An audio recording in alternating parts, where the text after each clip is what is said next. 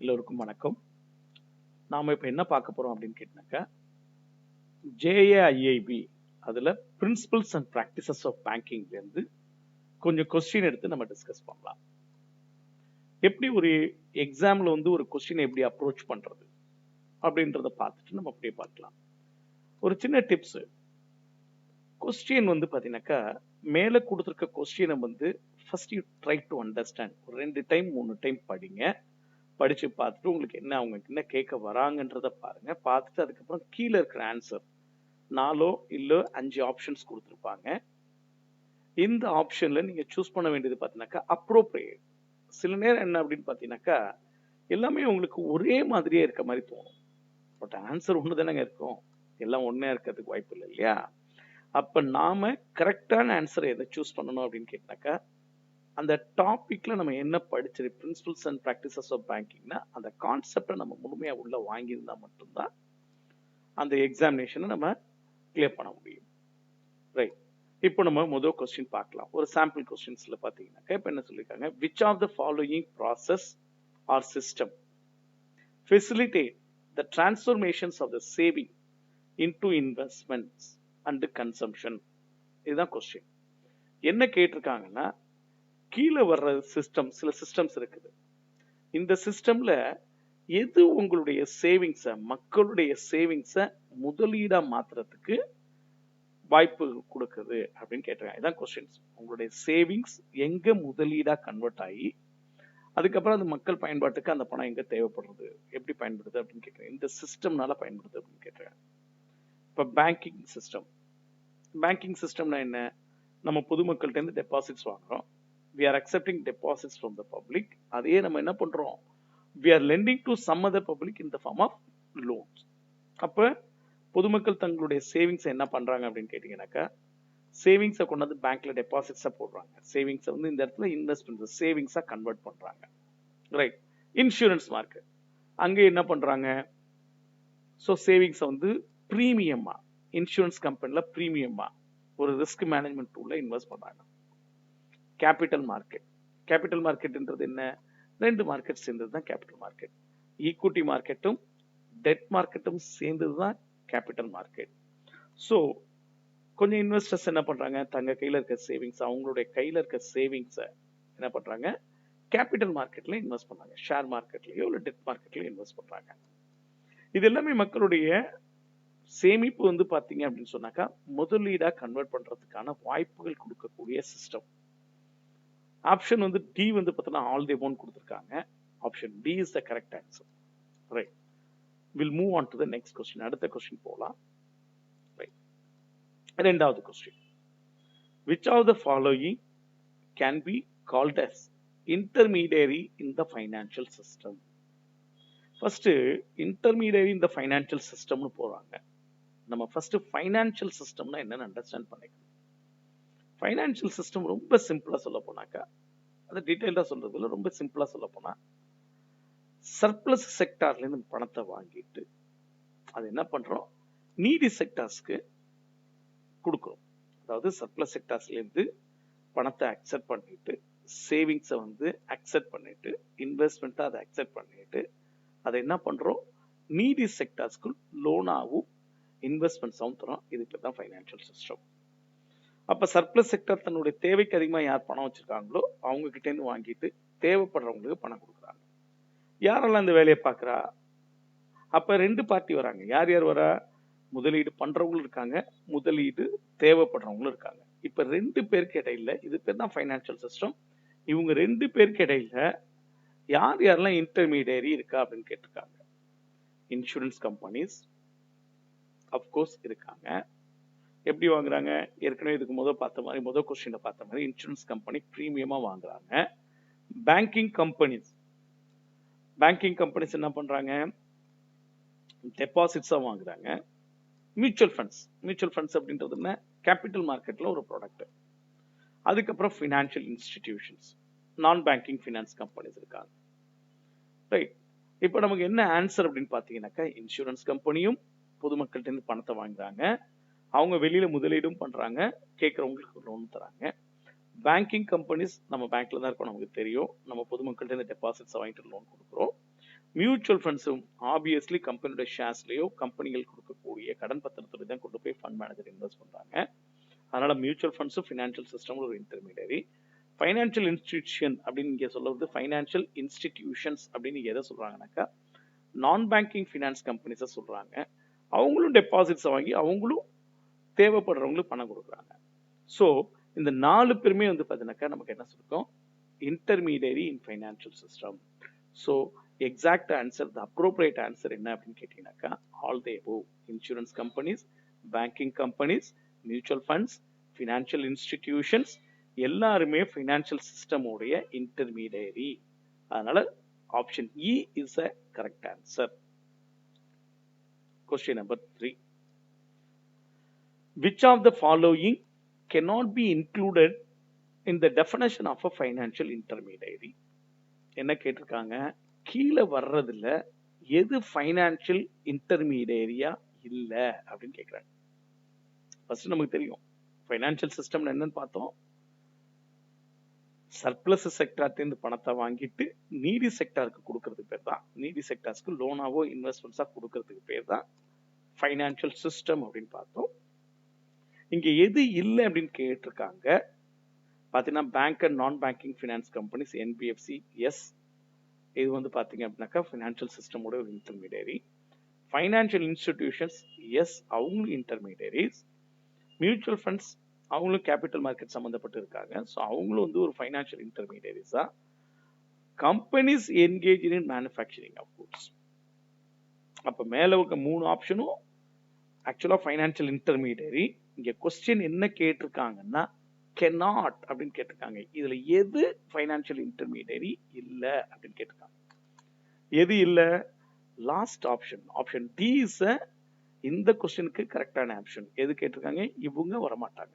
Companies engage in manufacturing of good.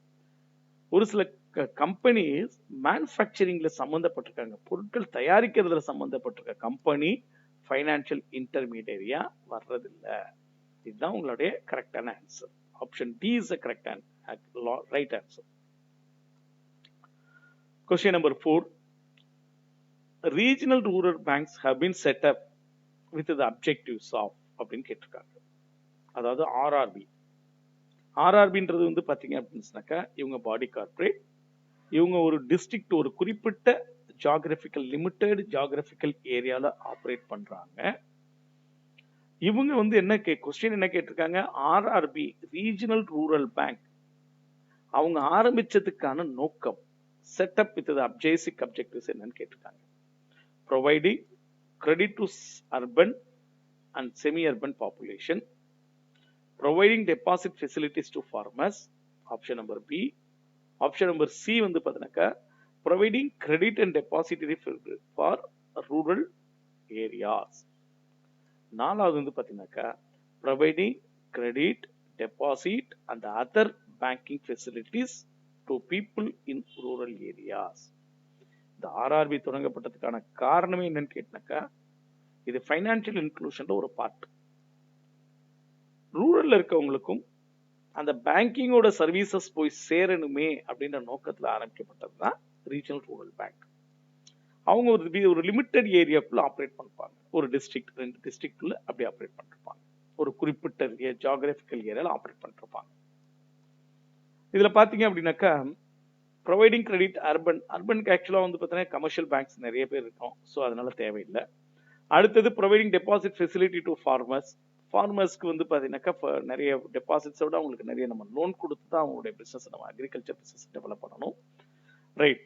அதுவும் இல்லை. அடுத்து வந்து பார்த்தீங்கன்னா credit and deposits for rural areas அப்படின்னு கொடுத்துருக்காங்க. இங்க என்னமோ இதுல வந்து பார்த்தீங்கன்னாக்கா கிரெடிட்டும் டெபாசிட்டும் ஆன்சர் கொஞ்சம் 50% கரெக்ட். ஆனா எக்ஸாக்டா எது ஆன்சர் அப்படின்னு பாத்தீங்கன்னாக்கா providing credit, deposit and other banking facilities to people in rural areas. மற்ற எல்லா சர்வீசஸும் அவங்களுக்கு கொடுக்கணும், பேங்கோட எல்லா சர்வீசஸும் அவங்களுக்கு போகணுன்ற நோக்கத்தில் ஆரம்பிச்சதுதான் ரீஜனல் ரூரல் பேங்கிங். அப்ப ஆப்ஷன் கரெக்டான ஆப்ஷன் என்ன அப்படின்னு கேட்டாக்கா option D is a right answer. Right. Question number 5. Who of the following is currently Governor of Reserve Bank of India? கீழே ஒரு 5 கவர்னருடைய பேர் கொடுத்திருக்காங்க. இவங்களாம் ஏற்கனவே கவர்னரா இருக்கவங்களும் இருக்காங்க. இப்ப கரண்ட்ல இருக்க கவர்னரும் இருக்காரு. ரிசர்வ் பேங்க் ஆஃப் இந்தியாவோட கவர்னர். இதுல இப்ப கரண்ட் கவர்னர் யார் அப்படின்னு கேட்டிருக்காங்க. டாக்டர் ஒய்வி ரெட்டி இருந்தாங்க. அடுத்தது டாக்டர் துருவி சுப்பாராவ், டாக்டர் டி சுப்பாராவ் அவரும் இருந்தாங்க. அப்ப இருந்தாங்கன்னா இப்ப இல்லைன்னு meaning. Doctor Urjit R Patel இருந்தாரு. அதுக்கப்புறம் டாக்டர் ரகுராம் ராஜன் அவரும் இருந்தாரு. இப்ப யாரு இல்லைன்னா மிஸ்டர் சக்திகாந்த தாஸ். இப்ப கரண்ட் நமக்கு வந்து பாத்தீங்கன்னாக்கா ரிசர்வ் பேங்க் ஆஃப் இந்தியாவோட கவர்னர் யாருன்னு கேட்டாக்கா option E is a right answer. Question number 6. Which of the following cannot be included in the money market? First, money market அப்படின்னா என்னன்னு தெரிஞ்சுக்கணும். இப்ப நமக்கு டெட் மார்க்கெட் தெரியும், அதாவது கடன் பத்திரங்கள். அது எங்க ட்ரேட் ஆகுற அந்த செகண்டரி மார்க்கெட் பேரு, செகண்டரி மார்க்கெட்டுக்கு. அப்ப அதுல மணி மார்க்கெட் அப்படின்னா என்னன்னு கேட்டாக்கா எந்தெந்த கடன் பத்திரங்கள் எல்லாம் ஒரு வருஷத்துக்குள்ள மெச்சூரிட்டி ஆக போதோ அந்த கடன் பத்திரங்களுக்கு பேர் என்ன அப்படின்னு கேட்டாக்கா மணி மார்க்கெட்னு பேரு. Money market instruments. அப்ப அந்த மணி மார்க்கெட் இன்ஸ்ட்ருமெண்ட்ஸ் எல்லாம் ட்ரேட் ஆகுற இடத்துக்கு பேரு மணி மார்க்கெட் அப்படின்னு பேரு.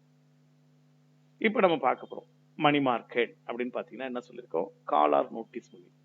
கால் மணின்றது ஒரு நாள், அதனால ஒரு வருஷத்துக்குள்ள வருது. Notice money 2 to 14 days. அதுவும் வந்து பாத்தீங்கன்னாக்கா கொஸ்டின் நமக்கு என்ன கேட்டிருக்காங்க, cannot கேட்டிருக்காங்க. You have to be very careful. இந்த மாதிரி எங்கெங்கெல்லாம் நாட் அப்ரோப்ரியேட் அப்படின்னு ஒரு இடத்துல ரொம்ப பார்க்கணும். இங்க எது கிடையாதுன்னு இருக்காங்க. காலர் நோட்டீஸ் பண்ணி உண்டு, ஏன்னா ஒரு வருஷம் தான் அதோட மெச்சூரிட்டி. ஒரு வருஷத்துக்குள்ள அது மெச்சூரிட்டி இருக்கு, அதனால அது உண்டு. Corporate securities. கார்பரேட் செக்யூரிட்டினா பெரிய பெரிய நிறுவனங்கள் வழங்கக்கூடிய கடன் பத்திரங்கள். இந்த கார்பரேட் செக்யூரிட்டிஸ்லாம் வந்து பாத்தீங்கன்னாக்கா அதோட மெச்சூரிட்டி பாத்தீங்கன்னா மோர் தென் 1 year. நம்ம என்ன சொல்லியிருக்கோம் மணி மார்க்கெட் இன்ஸ்ட்ருமெண்ட்னாக்கா எந்தெந்த இன்ஸ்ட்ருமெண்ட்லாம் ஒரு வருஷத்துக்குள்ள மெச்சூரிட்டி ஆக போதோ அந்த இன்ஸ்ட்ருமெண்ட் மட்டும்தான். அப்ப கார்பரேட் செக்யூரிட்டிஸ் அதுல வராது. சர்டிபிகேட் டெபாசிட்ஸ், எஸ், அதனோட மெச்சூரிட்டி 1 year. ட்ரெஷரி பில்ஸ் அதனோட மெச்சூரிட்டி வந்து பாத்தீங்கன்னா 3 இருக்கும். 182 days, 91 days, 182 days, 364 days. 3 இந்த மூணுமே ஒரு வருஷத்துக்குள்ள வந்துருது. அப்ப கீழே இருக்கிறதும் கிடையாது. Corporate securities right answer option B, corporate securities. Because corporate செக்யூரிட்டிஸோட மெச்சூரிட்டி பீரியட் வந்து பாத்தீங்கன்னாக்கா 1 year. அதை வச்சு நம்ம பிரிக்கிறோம். ஸோ மணி மார்க்கெட் இன்ஸ்ட்ருமெண்ட்ஸ்லாம் எந்தெந்த கடன் பத்திரங்கள்லாம் ஒரு வருஷத்துக்குள்ள மெச்சூரிட்டி ஆகுதோ அதெல்லாம் மணி மார்க்கெட் இன்ஸ்ட்ருமெண்ட்ஸ். தேங்க்யூ. அடுத்த question number 7. Which of the following is part of the money market? ஏற்கனவே பார்த்தோம் நம்ம மணி மார்க்கெட் என்னன்னு சொன்ன, எந்தெந்த டெட் இன்ஸ்ட்ருமெண்ட்ஸ்லாம் ஒரு வருஷத்துக்குள்ள மெச்சூரிட்டி ஆக போதோ அதெல்லாம் மணி மார்க்கெட் இன்ஸ்ட்ருமெண்ட்ஸ்னு பார்த்தோம். கீழே ஒரு சில இன்ஸ்ட்ருமெண்ட்ஸ் கொடுத்திருக்காங்க. அந்த இன்ஸ்ட்ருமெண்ட்ஸ்ல எது முதல் கொஸ்டின்ஸ் என்ன cannot included in the money market பார்த்தோம். இங்க எது மணி மார்க்கெட்ல வருது அப்படின்னு கேட்டிருக்காங்க. சரியா? which of the following is part of the money market? bond issued by the government. இதனுடைய மெச்சூரிட்டி மோர் தென் 1 year. ஒரு சில பாண்ட்லாம் அப் டு 1 yearல இருந்து லாங் டேர்ம் பாண்ட் எல்லாமே பாத்தீங்கன்னா 30 வருஷம் பாண்ட் கூட இருக்குது. அப்ப இந்த இடத்துல bond issued by the government அப்படின்றது கவர்மெண்ட் செக்யூரிட்டிஸ்னு சொல்லுவோம். 1 yearக்கு மேல இருக்குது மெச்சூரிட்டி, அதனால அது மணி மார்க்கெட்ல வராது. Bonds issued by public sector undertaking, பொதுத்துறை நிறுவனங்கள் கொடுக்கக்கூடிய கடன் பத்திரங்கள், இதுவும் ஒரு வருஷத்துக்கு மேல வரல. அதுக்கப்புறம் வந்து பாத்தீங்க அப்படின்னு சொன்னாக்கா டிபென்ச்சர்ஸ், கார்பரேட் கொடுக்கக்கூடிய நீண்ட கால கடன் பத்திரத்துக்கு பேரு டிபென்ச்சர்ஸ்னு பேரு. சோ அதுவும் வந்து பாத்தீங்கன்னாக்கா மணி மார்க்கெட்ல வரல. அப்ப எது மணி மார்க்கெட்ல வருது அப்படின்னு பாத்தீங்கன்னாக்கா டேர்ம் மணி. டேர்ம் மணி அப்படின்றது அதோட மெச்சூரிட்டி பீரியட் 15 to 364 days. 15 நாள்ல இருந்து 364 வருது. 364 நாட்கள் மெச்சூரிட்டி. இதுல எப்படி வேணா இருக்கலாம். அதுக்கு பேர் டேர்ம் மணி. இது ஒரு வருஷத்துக்குள்ள மெச்சூரிட்டி ஆகுது, அதனால நம்ம அது என்னன்னு சொல்றோம், how do we call? We call it money market. So இந்த கொஸ்டினுக்கான சரியான ஆன்சர் எது பார்ட் ஆஃப் மணி மார்க்கெட்னு கேட்டிருக்காங்க. Term money is a correct answer. Option C is a correct answer. Okay, question number 8. The Central Banking Authority, that is RBI in India, is performing two distinct roles of in the context of money market that include அப்படின்னு கேட்டிருக்காங்க. சரியா? ஆர்பிஐயோட ரெண்டு முக்கியமான வேலை என்ன அப்படின்னு கேட்டிருக்காங்க. Money market that include அப்படின்னு context of money market that include அப்படின்னு கேட்டிருக்காங்க. சரியா? ஆர்பிஐக்கு நிறைய வேலை இருக்குது. அதுல ரெண்டு மிக முக்கியமான வேலை, இது அவங்க தான் பண்ண முடியும். என்ன அப்படின்னு பாத்தீங்கன்னாக்கா, ஒன்னு வந்து பாத்தீங்கன்னாக்கா option A is the correct answer, monetary control and banking supervisions. Right? Issues currency and CRR, yes இது பேங்கோட வேலை. ஹேண்ட்லிங் கவர்மெண்ட் பிசினஸ், இதுவும் ரிசர்வ் பேங்க் ஆஃப் இந்தியாவோட வேலை. Banking supervision and financial stability, இதுவும் ஆர்பிஐயோட வேலை. இங்க என்ன கொஸ்டின் கேட்டிருக்காங்க அப்படின்னு பாத்தீங்கன்னா கான்டெக்ட் ஆஃப் மணி மார்க்கெட் அப்படின்னு கேட்டிருக்காங்க. அப்ப மணி மார்க்கெட் அப்படின்றது எதுனா மானிட்டரி கண்ட்ரோல். மானிட்டரி கண்ட்ரோல்னா இன்ஃப்ளேஷனை கண்ட்ரோல் பண்றது. அதுக்கப்புறம் பேங்கிங்கோட supervisors. So option A is a correct answer. இதுதான் வந்து ஆர்பிஐயோட மிக முக்கியமான ரெண்டு வேலைகள்ல உள்ளது. Thank you. Question number 9. Demand for long term capital is mainly from அப்படின்னு கேட்டிருக்காங்க. அதாவது லாங் டேர்ம் கேபிட்டல் என்ன, யார் ரொம்ப தேவைப்படுறது? லாங் டேர்ம் கேபிட்டல் அப்படின்றது பார்த்தீங்கன்னா ஒரு நிறுவனத்தோடைய ஆரம்பிக்கிறாங்க, அவங்களுக்கு வந்து ஒரு இன்ஃப்ராஸ்ட்ரக்சர் ஃபண்டு போடுறாங்க, இல்லை ஒரு மெஷினரிஸ் வாங்க போறாங்க, இல்லை வேற வந்து பார்த்தீங்க அப்படின்னா அவங்களுடைய பிஸ்னஸ் டெவலப் பண்றதுக்கு எக்ஸ்பான்ஷன் பண்றதுக்கு அவங்களுக்கு நிறைய தேவைப்படும். அப்போ அவங்க என்ன கேட்டிருக்காங்க, long term capital mainly from அப்படின்னு கேட்டிருக்காங்க. யாரு வாங்குறா அப்படின்னு கேட்டிருக்காங்க. லாங் டேர்ம் கேபிட்டல் வாங்கிட்டு பொதுமக்கள்கிட்ட இருந்து கடனை வாங்கிட்டு ஒரு வருஷத்துக்கு அப்புறம் திரும்ப கொடுக்கறது, அது பேர் தான் லாங் டேர்ம் கேபிட்டல் பேரு. யார் பண்ண போறோம்னா பிரைவேட் மேனுஃபேக்சரிங் இண்டஸ்ட்ரீஸ் கடன் வாங்குறாங்களா, public manufacturing industries, infrastructures, all the both. Private manufacturing company தான் நீங்க பிரைவேட் கம்பெனி வாங்க முடியாது. பட் ஆனா இங்க பிரைவேட் மேனுஃபேக்சரிங் இண்டஸ்ட்ரீஸ் எதை சொல்லியிருக்காங்கன்னா பப்ளிக் லிமிடெட் கம்பெனியை சொல்லியிருக்காங்க. பப்ளிக் மேனுஃபேக்சரிங் இண்டஸ்ட்ரீஸ் எதை சொல்லியிருக்காங்க, பிஎஸ்யூ சொல்லியிருக்காங்க. பப்ளிக் செக்டர் அண்டர்டேக்கிங் இங்க மென்ஷன் பண்ணிருக்காங்க. இன்ஃப்ராஸ்ட்ரக்சர், கவர்மெண்ட் வந்து இன்ஃப்ராஸ்ட்ரக்சர் டெவலப்மெண்ட் பண்றாங்க. இப்போ ரோடு போடுறது, இப்போ மெட்ரோ ட்ரெயின் போட்டுட்டு இருக்காங்க. இது மாதிரி எல்லாமே வந்து பார்த்தீங்கன்னாக்கா லாங் டேர்ம், இந்த ப்ராஜெக்ட் எல்லாமே லாங் டேர்ம் கவர்மெண்ட் கடன் வாங்குறாங்க. இதுக்கு வாங்கிட்டு லாங் டேர்ம்ல பேமெண்ட் தராங்க. கடன் வாங்கிட்டு மக்களுக்கு திரும்ப தரது மோர் தென் 1 year எடுத்துக்கிறாங்க. இது என்ன பாத்தீங்க அப்படின்னு சொன்னாக்கா கொஸ்டின் எனக்கு இது 3 பேரும் வாங்குறாங்க. பிரைவேட் மேனுஃபேக்சரிங் கம்பெனிஸ் வாங்குறாங்க, பப்ளிக் செக்டர் அண்டர்டேக்கிங் வாங்குறாங்க, இன்ஃப்ராஸ்ட்ரக்சருக்கும் தேவைப்படுது long term bond. So your answer is option number D is the correct answer, all the above. Question number 10. Banking companies get license under. அதாவது இந்தியாவில் யாரு பேங்கிங் பிசினஸ் பண்றேன்னு நினைச்சா கூட அவங்க வந்து ஜஸ்ட் லைக் தட் பிசினஸ் பண்ணிட முடியாது. அவங்க reserve bank of it is mandatory, அவங்க கட்டாயமா ஆர்பிஐல லைசன்ஸ் வாங்கி தான் பிசினஸ் பண்ண முடியும். அப்ப ஆர்பிஐக்கு ஒரு பேங்கிங் கம்பெனிஸ் லைசன்ஸ் கொடுக்கணும்னா அவங்க என்னென்ன சர்டன் ரூல்ஸ் அண்ட் ரெகுலேஷன்ஸ் எல்லாம் ஃபாலோ பண்ணணும் அப்படின்னு ஒரு சில விஷயம் விதிமுறைகள்லாம் இருக்குது. அப்ப பேங்கிங் கம்பெனிஸ்க்கு ஆர்பிஐ லைசன்ஸ் கொடுக்கலாம். அதுக்கப்புறம் பேங்கிங் கம்பெனிஸ் எந்த கீழே வரக்கூடிய எந்த ஆக்ட் எந்த செக்ஷனை பேஸ் பண்ணி லைசன்ஸ் வாங்க முடியும்னு கேட்டிருக்காங்க. பாத்தீங்கன்னா இப்ப கீழே பார்த்தீங்கன்னா option number D, section 24 of RBI act 1934 இல்ல செக்ஷன் 22 ஆஃப் ஆர்பிஐ ஆக்ட் 1934, அது இஷ்யூவன்ஸ் ஆஃப் கரன்சி சம்பந்தப்பட்டது. Section 23 of banking regulations act 1949, அதுவும் இல்ல. அப்ப ஆப்ஷன் கரெக்டான ஆப்ஷன் என்னன்னாக்க section 22 of the banking regulations act 1949. அப்போ section 22 of banking regulations act 1949 இத பேஸ் பண்ணி தான் ஒரு பேங்கிங் கம்பெனிஸ் ஆர்பிஐ கிட்ட இருந்து லைசன்ஸ் வாங்க முடியும். இந்த செக்ஷன்ல இருந்தா under section 22 of banking regulations act 1949 any banking company can obtain licence from reserve bank of India. அவங்க லைசன்ஸ் கொடுக்குறாங்க கொடுக்கலன்றது that is different part. Banking companies யாராச்சும் லைசன்ஸ் வேணும்னு சொல்லி ஆர்பிஐல கேட்க போகும்போது எந்த செக்ஷன்ல வராங்க அப்படின்னு கேட்டாக்கா section 22 of the banking regulations act 1949. Thank you friends.